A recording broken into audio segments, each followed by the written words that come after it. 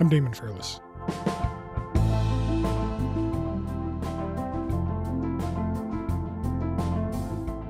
It's been a bitterly cold week across the country, particularly in the prairies.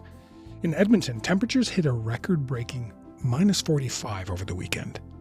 Despite that, Edmonton police have been dismantling camps that people who are homeless have been living in. They say the camps are a risk to public safety. Mental health and addiction, you're talking about criminal activity, you're talking about, public health issues. The reality is if we just allow it, it's not going to get better, it's just going to get worse. Advocates in Edmonton are angry and concerned because with shelters at capacity, they say these evictions leave people with no means to escape the cold. Stop the sweeps! Stop the sweeps! The sweeps, they're not doing anything. Literally, the cops come in, they move the tents, and the tents move down a block away. They send out crews dressed for the weather to tear down people's shelters. It's so absurd that you could laugh if it wasn't creating incredible pain and danger for people. According to the city, the number of people without homes in Edmonton has surged since the pandemic, and in the past year, more than 300 people have died as a result of homelessness. City Council declared a homelessness emergency earlier this week, but that move quickly drew criticism from the provincial government. My guest today is Wallace Snowden. She's a reporter with CBC Edmonton. She's been covering the story, and she's going to break it all down for us.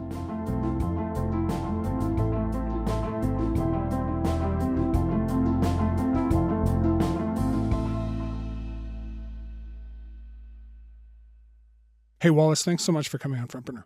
Thanks for having me. Okay, so you and I are talking on Thursday morning. Edmonton is just coming out of this record-breaking cold snap, but the police have been taking down these camps. So I guess I wonder, why is this happening now? Why is the city chosen this particular time to dismantle these camps? Right. The why of this is difficult to unpack. There's a lot of things playing out at the same time here. But I guess it's important to say that encampments have been a part of the city of Edmonton for a really long time, certainly since I moved here about a decade ago. You drive around the inner city, you see them on the sidewalk, you find them in the river valley. So they're not anything new, but there is a sense that the number of encampments is growing. It started to really boil over as we headed into the winter season, and it started with this lawsuit filed by a local human rights group, the Coalition for Justice and Human Rights. They launched a lawsuit against the city, essentially suing them for their eviction policies for these encampments. The Coalition for Justice and Human Rights is taking legal action against the city of Edmonton for their treatment of vulnerable people, saying their encampment displacement policy violates the Charter of Human Rights and Freedoms. Despite the city knowing that it lacks adequate shelter space, it displaces people who stay in encampments to survive. And after that, we started hearing more and more public officials come out and share essentially a hard stance on encampments. The first one out of the gate was Edmonton Police Chief Dale McPhee. He said that encampments are inherently dangerous and they should not be tolerated in the city. I mean, we've got first responders pulling people that are literally burnt to death out of fires. Then you obviously have some of the people that are in those encampments, criminal activity that's preying on some of the vulnerable population. This is not okay. This needs a different approach. These things all need to come down. We need to get a sense. And that really tipped off an accelerated winter of encampment teardowns. And it really started to boil over just before Christmas. In late December, we heard that there was a plan by the city and police to tear down 8 encampments the city had determined were too risky to remain standing. They had deemed them high risk, and they planned to tear them all down essentially in a single day. And this came as a big surprise to frontline agencies, to those frontline workers. And there was a real concern, especially with the cold temperatures we've had this winter, about what that would look like for the shelter system, given the strain that we're seeing there. Can you help me understand where's this directive coming? You mentioned the police chief, but is this a police initiated thing? Is it coming from the city, the mayor? Do you have a sense of that? It's hard to know exactly what the catalyst was on that sort of political side of things. We've heard both police and the city come out and defend their decision to tear down these camps. They have characterized the camps as a place where crime is rampant and residents are exposed to the elements, right? So tent fires, people have frozen to death, people have burned to death. And so it really is that kind of push and pull between what the advocates are saying and what the public officials are saying. But in terms of who's leading the directive, it's hard to unpack that, because when we speak to police, they say the city is really leading it, but the police are very much involved in enforcing this city bylaw and breaking up these camps. So you mentioned the part of the rationale for this is that they're dangerous. So there have been fires, that people have frozen. Do we have a sense of how many people have died or been injured that way? We did get numbers on that just this week, and according to city administration, and now they don't unpack or detail the cause of death, but they say that more than 300 people died as a result of homelessness in 2023, and that's up from 200 people the year before. And we have seen a string of deadly tent fires in encampments since last year. Over the weekend, a 54-year-old man and a woman in her 20s died after 2 separate tent fires.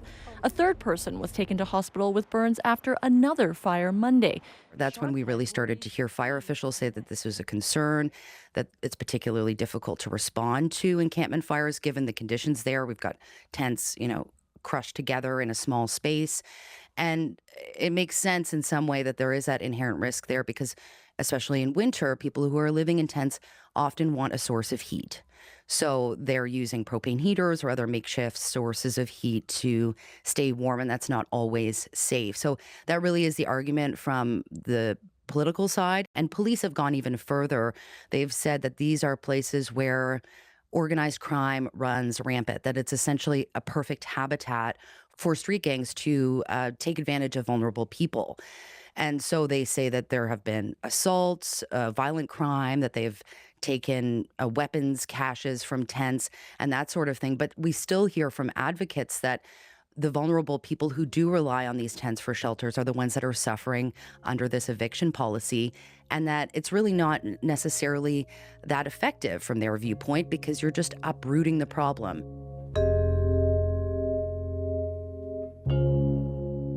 What are we supposed to do? Because we're getting kicked out of everywhere we go. There's got to be a lot more patience, right? It takes a long time for people to get into this situation. So I don't understand why anyone thinks it's going to be a day or two to get out of it. It may look like just a tent to people, but inside that tent is a home, just like how everybody else has a home. You take that away from somebody, you take their world away. This is all we got.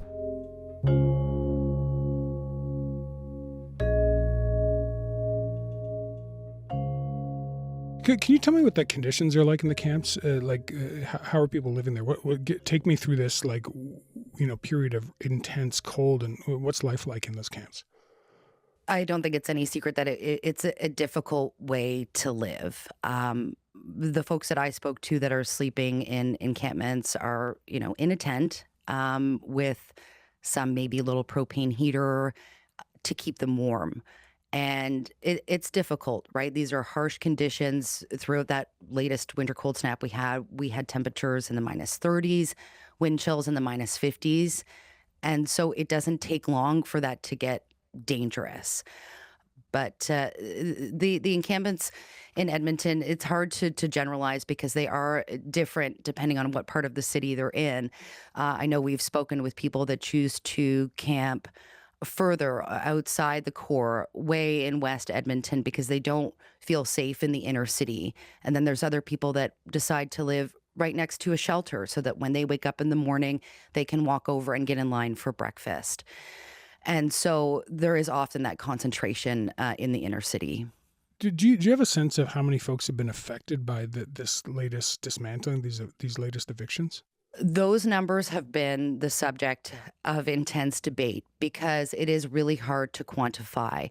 If we go by the city's official counts from when they moved in on these sites, it would be fewer than 200 people. But the challenges with those numbers is, as part of the injunction that was set by the courts, that was part of that lawsuit that was filed back in August, they had to give residents fair warning that police were going to be coming in and tearing down those tents. And so by the time police officers showed up, often people had already made their way out of that area. Certainly dozens and dozens of tents came down, and we were seeing truckloads of tarps and mattresses and sleeping bags being moved out with each one of those evictions. The Edmonton Coalition on Housing and Homelessness were on scene at the crack of dawn, watching a tow truck haul away a camper van. And by late morning, a garbage truck and a cleanup crew, geared up in protective suits, were on site clearing the area. I want to take a step back and try to put all of this in context. So tell me, what's the homelessness situation like in Edmonton right now, just generally speaking? It's gotten worse. So the numbers that we have from the city suggest there's about 3,100 people experiencing some form of homelessness in the city. But those numbers, that's double pre-pandemic levels. So since that downturn and the struggle that we saw throughout the pandemic, the numbers have continued to climb. And that's really put a strain on the systems that we have in place in Edmonton. The shelter beds really are struggling to meet demand. We've seen a few more come on in recent weeks, thanks in part to some money that's come in from the province. But that has often been sort of the crux of the debate around these encampment evictions is there enough room and good quality spaces for the people that are being uprooted from these tents? Are there places for them to go? There's just a number that's kind of stopped me in my tracks, and I want to make sure I'm understanding. So you've mentioned that there's this estimate of just over 300 deaths in the last year related to homelessness. So that's 10% of the population. Am I understanding that right? 10% of the homeless population? It has been a deadly year on the city streets. Now, we don't have details on that 300 number. I assume it may include sudden deaths, such as overdose deaths, and that's been part of the conversation as well. A lot of people that are experiencing homelessness in Edmonton, there's, of course, a crossover with addictions issues that are so prevalent in the city. Can you help me understand why, and I don't just mean the deaths, which are quite startling, but just the growth of the number of folks without a home in Edmonton. So why has it gotten so bad? It's hard to know why that number has grown so dramatically. I think part of it certainly has been the pandemic, the downturn that we saw. Many people who were living on the edge of poverty and just sort of barely holding on, maybe making those rent payments, slipped down to another level and were now experiencing homelessness. So I think that is part of the trajectory we've seen. But I think that is a question that really does need more exploring, is what is the story of all those new people that are now on the streets of Edmonton? I think that is something that we need to explore more, certainly.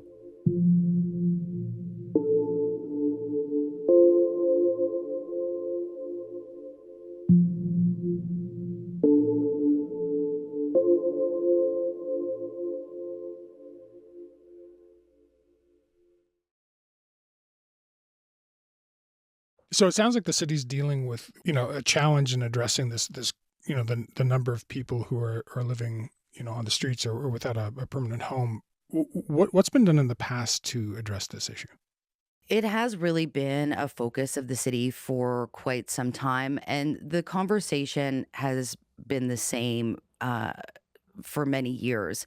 The city says it's doing what it can to address this at a city level, but they're really calling on the province and the federal government to step up. Edmonton estimates the homeless population has doubled since 2019 and are asking for Alberta to match federal and municipal dollars spent on supportive housing units currently being built. They argue that this is really in the purview of the province and the federal government to address those big issues we were talking about, like addictions and the housing crisis. Part of that is what we've seen from City Hall this week, which is this new declaration of a housing emergency. And part of that is really a call to action to other levels of government, asking them to step up and help more. And we have seen the province respond to that already. They opened up a new center in the inner city just this week. They announced that they'll be opening it. It's at a mission here in downtown. And that is essentially going to be a supports center, purpose-built for people that are being evicted from the camps. People will be transported here by city bus, where they'll be provided with health, addiction, financial, cultural, and housing supports.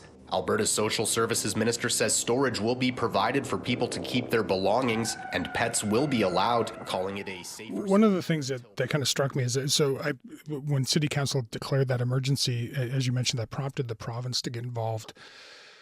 But it was kind of clear the province was not super stoked about that. I know the minister in charge of social services, Jason Nixon, called it performative on the part of the city. And he said, I'll quote here, he said, "It's dangerous for the mayor and others to continue to suggest that vulnerable Albertans do not have anywhere to turn. This is false and will lead to more folks choosing not to seek out shelter." So why that pushback from the province? From their from the news conference that they held just the following day, there's a sense from provincial officials that they have been at the table. They feel like they have made the investments and that they have been funneling money into social supports in the city. And there's also a sense of frustration. That news conference was really interesting because there was a real message of the time for debate is over. Now is the time for action. Mike Ellis, the public safety minister, described encampments as gang-run drug camps where violent crime is rampant. We know that organized crime and gang members such as Red Alert are infiltrating encampments. They are violently enforcing tent taxes, forcing vulnerable people to pay for access to water, the ability to even pitch a tent. And the police chief was saying much the same, that they've had enough with encampments. It is not a humane thing to leave them standing. It is much kinder and safer to get people moved into those shelter spaces. Fighting for people's right to live in encampments in such dangerous conditions is perhaps the biggest disservice to their humanity that I can imagine. They argue there is adequate room for everyone to find that bricks and mortar shelter in the city, and that these camps are a place where gang activity is running rampant in their view. And so it's time to see them come down. So let's break that apart for a sec. How much of that is, in your experience, how much of that is true? And let's take it, maybe step by step here. Like, are these encampments as dangerous as the city and police are saying? These last few months is the first time we've really heard this level of detail from police about their concerns over crime in the encampments. And it's a wide sweeping kind of crime that they're talking about. Everything from a chop shop to gangs forcing people to pay tent taxes and shaking people down. So it's hard to know because this is the first time police have really been transparent about that being on their radar. Does that square with what you're hearing from the folks you've been talking to who are in these camps? From the people that I've heard from, often there is a sense of community in those encampments. And I can't speak for all of them, of course, but I know in some of the encampments that we visited as a newsroom, people felt safer there than in the shelters, and they had come to rely on their neighbors for support. And it's not to say that there aren't gangs in the city. Absolutely, that is as known. But I think it's really hard to paint this issue in a black and white. It's certainly shades of gray for the residents of those camps.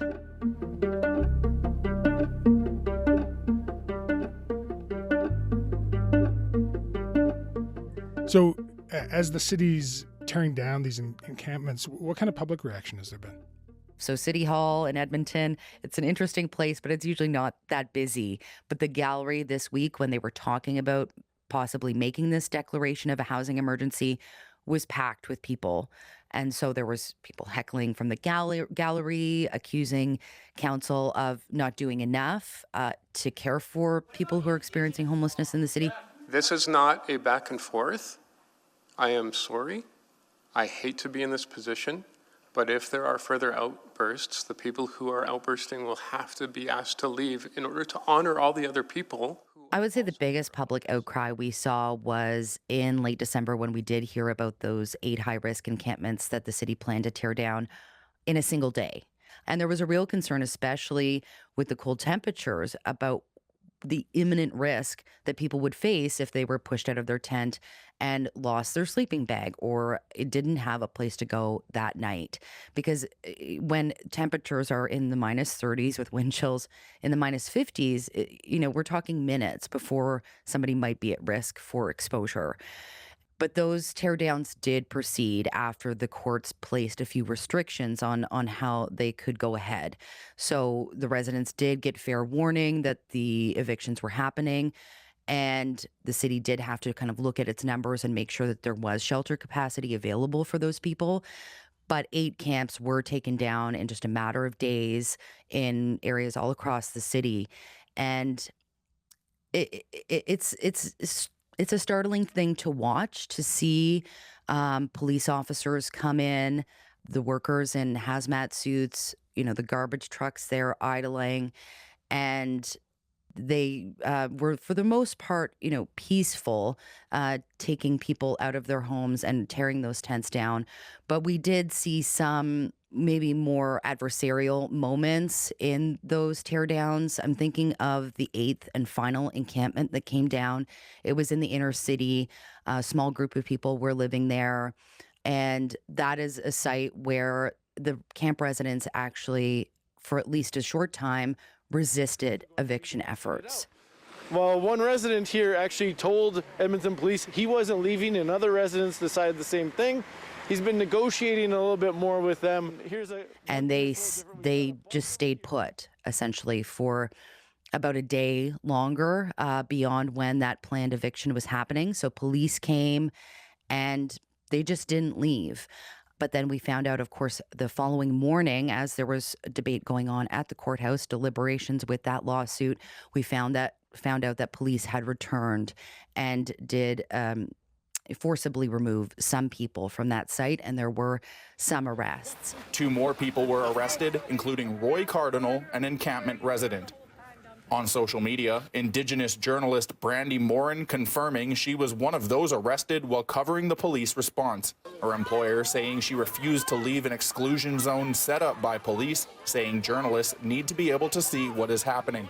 So it wasn't all peaceful, it wasn't all smooth, and it certainly was, I think, difficult to watch no matter where you sit on this debate, difficult to watch people being removed from their homes with such extreme weather. Okay, so you and I are talking. It's Thursday morning right now, and the last 48 hours in Edmonton have been super intense. With the province coming into the fray here, this dismantling of these camps. So I guess before we go, I just want to know where the folks who are living in these camps have ended up.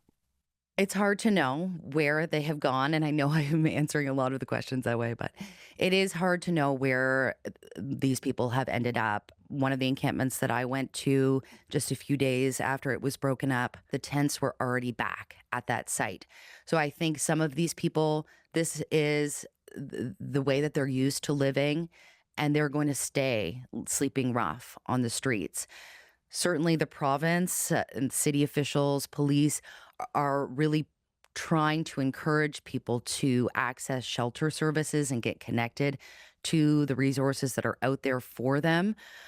But there isn't really a way to track those people that have been pushed out. And police have indicated that they're going to keep tearing these tents down at an accelerated rate. So for me, it really does beg the question, how many people are they planning to evict from encampments in the coming weeks? All right, Wallace, I know you'll be following it. We'll check in with you and keep our eyes on the story too. Thanks for coming on. Really appreciate it. Thanks so much.